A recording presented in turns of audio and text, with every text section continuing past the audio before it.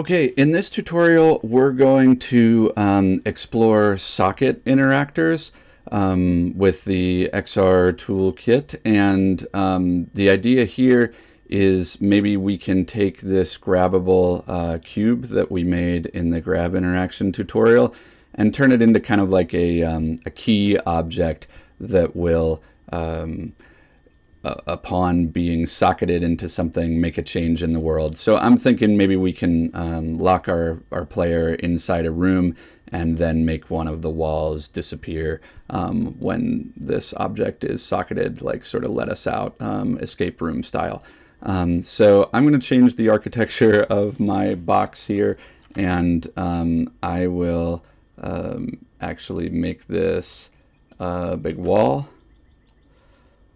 We'll try to lock ourselves in, I guess.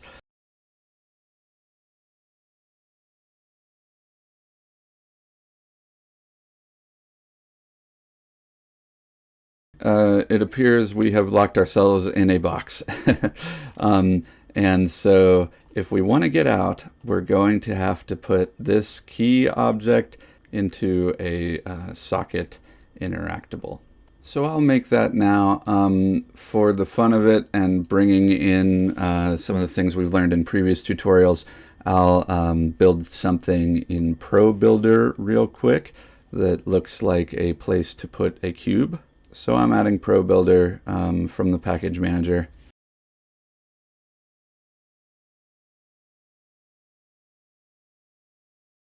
Okay, so let's take a look at this Pro Builder object. I'm going to first rename it to something like KeyCube, and then I'm going to make a new cube, which we'll call Socket.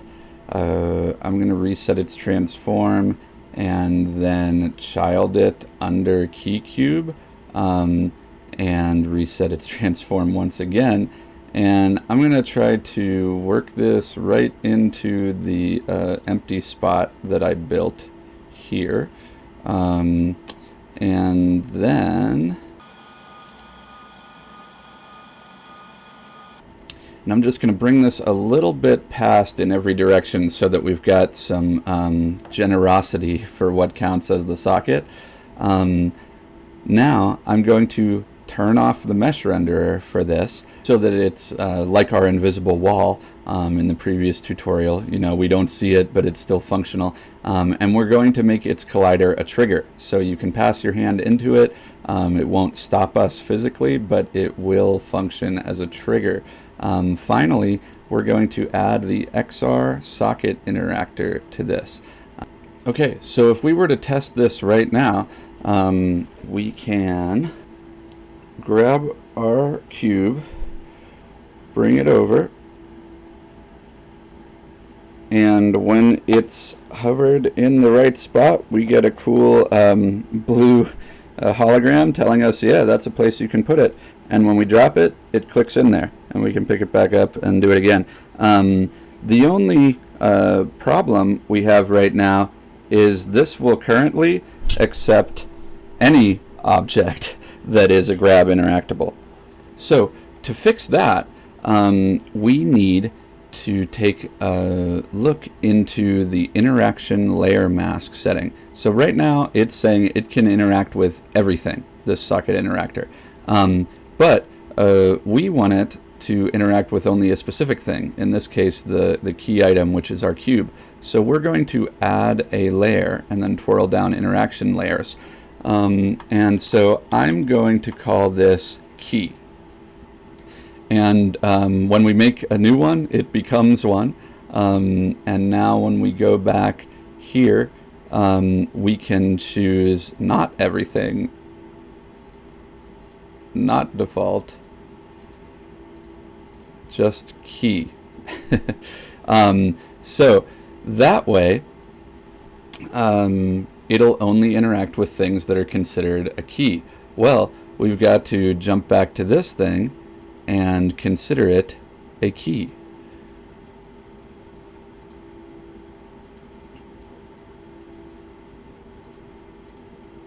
So this now too is a key, and now this should have the effect that we intend. We ought to be able to put the cube in, but our cylinder will not be accepted. Okay, so now the key goes in, but it doesn't do anything yet. So that's when we go down to Interactor Events, and now you see in Socket Interactor we have choices of hover, hover exited, and then select. And select is when you actually socket the thing in this case. So we want a select event. We're going to add one, and I'll say what we're going to do is take this object, which is wall 1 under house, and we'll just make it disappear. That'll be the easiest solution for us right here at the moment. So we'll grab wall 1, and on its game object, we're going to set it active and set unchecked so it's not active. So now I grab my key cube, I walk it over here, and I can leave the escape room. So if you'd like to change things like the color of that blue hologram, you can put custom materials into like the hover mesh material, and you can even put like this thing doesn't count, you know, a kind of like can't hover mesh material here. The other thing that might be useful is childed under the key cube.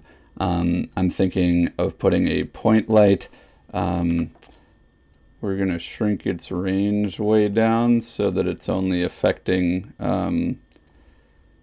inside this area.